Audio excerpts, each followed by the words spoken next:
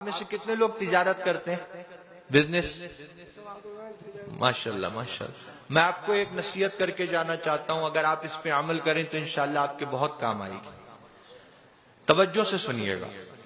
ایک تاجر تھا جو اپنی تجارت میں بڑی محنت کرتا تھا مگر برکت نہیں ہوتی تھی۔ تو ایک دن اسے پتا چلا کہ ایک بزرگ ہیں جو ہر وقت اللہ اللہ کرتے رہتے ہیں، آنکھیں بند رہتی ہیں، سر جھکا رہتا ہے۔ تم ان کے پاس جاؤ، ان سے دعا کے لیے کہو مجھے اللہ کی رحمت سے امید ہے تمہارے لیے وہ دعا کریں گے تو تمہاری تجارت میں برکت ہو جائے گی۔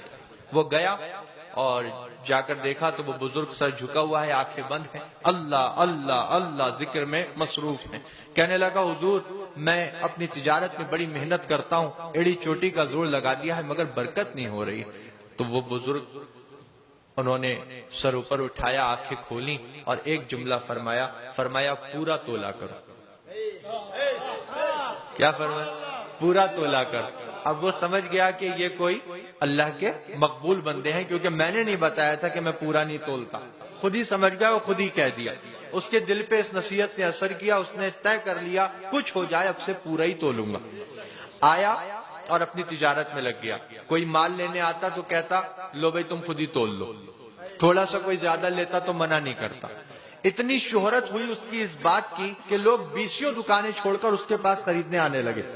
وہ تاجر ایسا ہے کبھی کم نہیں دیتا، ارے یہاں تک کہہ دیتا ہے خود تول لو، تھوڑا سا زیادہ لے لیں تو منع بھی نہیں کرتا۔ 20 دکانیں چھوڑ کر لوگ اس کے پاس سامان لینے آنے لگے۔ اتنی برکت ہوئی کہ تولنے والے جو بٹ ہوتے ہیں وہ بھی اس نے سونے کے بنوا لی۔ اب وہ لے کر گیا ان بزرگ کی بارگاہ میں۔ وہ بزرگ ویسے ہی ذکر میں مشغول ہیں، سر جھکا ہے، آنکھیں بند ہیں۔ کہنے لگا حضور آپ کی نصیحت نے تو بڑا کام کیا، 20 دکانیں لوگ چھوڑ دیتے ہیں، میرے ہی پاس سامان لینے آتے ہیں، اور دیکھیے اتنا برکت ہوئی ہے کہ یہ جو تولنے کے جو یہ ہوتے ہیں میں نے ان کو بھی سونے کا بنوا لیا۔ اب بزرگ نے جب سنا تو سر اوپر اٹھایا، آنکھیں کھولیں اور ایک جملہ فرمایا ان کو ندی میں پھینک دو، ان کو ندی میں پھینک۔ سونے کے تھے لیکن وہ جانتا تھا ملے انہی کی نصیحت سے، تو گیا ندی کے کنارے، آنکھیں بند کی اور پھینک دی۔ دیکھو یہ وفاداری ہوتی ہے۔ اب وہ گیا پھر اپنے کام پر لگ گیا۔ اب چند دن کے بعد ندی کے کنارے سے ایک قافلہ گزر رہا تھا جو اسی کے پاس سامان لینے آ رہا تھا۔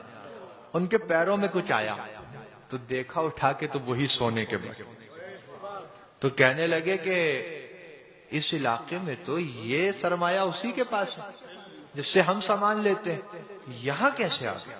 چلو بہت اچھا آدمی ہے، دے دیتے۔ دیکھو وہ لے کر گئے اس کے پاس، اس نے دیکھا، کہا یہ تمہارے ہیں؟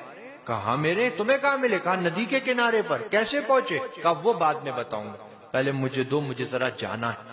کہا کہاں جانا ہے؟ کہا دو ذرا بہت ضروری کام، بیٹھو ابھی آتا ہوں۔ گیا لے کر بزرگ کی بارگاہ، کہا حضور کوئی سی قسم لے لیجئے، کیسی ہی بات کہلوا لیجئے، میں سچ کہہ رہا ہوں، آپ نے حکم دیا تھا ندی کنارے پھینک دو، پھینکنے کا دل تو نہیں تھا، آنکھیں بند کی، دل پہ پتھر رکھ کے پھینک آیا تھا، مگر ندی کے کنارے سے ایک قافلہ گزر رہا تھا جو مجھ سے ہی سامان لینے آ رہا تھا، ان کے پیروں میں آ گئے ہیں، وہ لے کر آئے۔ اب بزرگ نے دیکھیے جو بات فرمائی نا وہ آپ کو سمجھنا ہے۔ سر اوپر کیا اللہ کے ولی نے، آنکھیں کھولیں اور ایک جملہ فرمایا بیٹا حلال کماؤ گے تو کہیں نہیں جائے گا، حلال کماؤ گے تو کہیں نہیں جائے گا، ندی میں بھی جائے گا تو تمہارے پاس بھیج دیا جائے گا۔ اللہ تعالی ہمارے رزق حلال میں خوب برکتیں عطا فرمائے۔ اور میری یہی نصیحت ہے اصلاح معاشرہ کانفرنس میں کہ 2 لقمے زیادہ کرنے کے لیے اپنی حلال روزی کو خراب مت کیجیے گا، حلال کمائیے۔